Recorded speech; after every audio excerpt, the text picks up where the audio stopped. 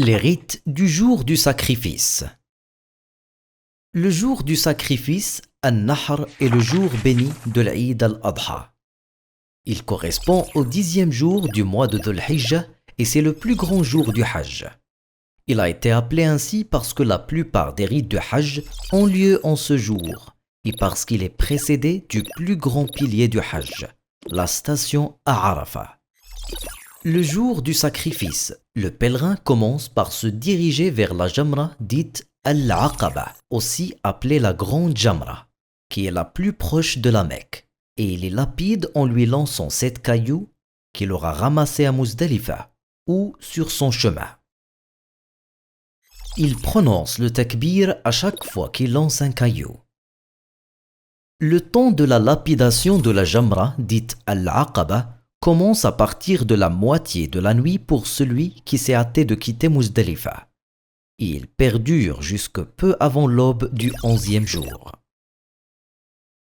C'est par ce rite que le temps de la talbiya se termine et que le pèlerin commence à proclamer le takbir après les prières obligatoires, mais aussi à tout moment par vénération pour Allah le Très-Haut. Le pèlerin doit raser ou raccourcir ses cheveux dans les lieux réservés à cet effet. Ensuite, le pèlerin ôte son habit d'ihram et revêt ses habits ordinaires.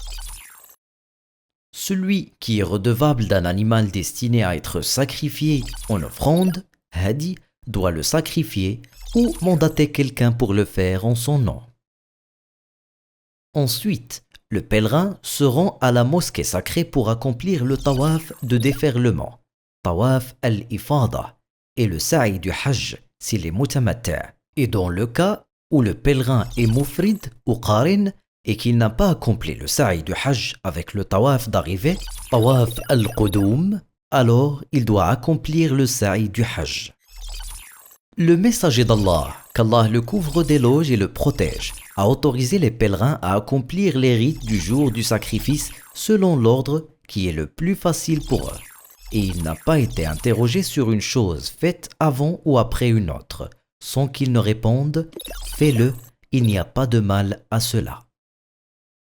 Si le pèlerin arrive à un moment où il y a foule, il doit garder son calme, ne pas se bousculer et être courtois avec les autres invités du tout miséricordieux.